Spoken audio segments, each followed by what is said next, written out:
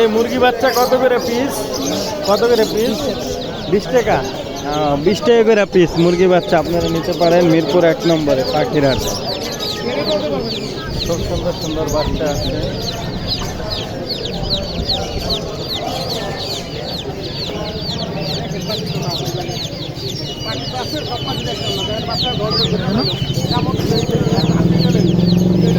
এগুলোর কি এইসব খাবার দিতে হয় না ঘরের খাবার দিতে হয়? বাচ্চা খাবে,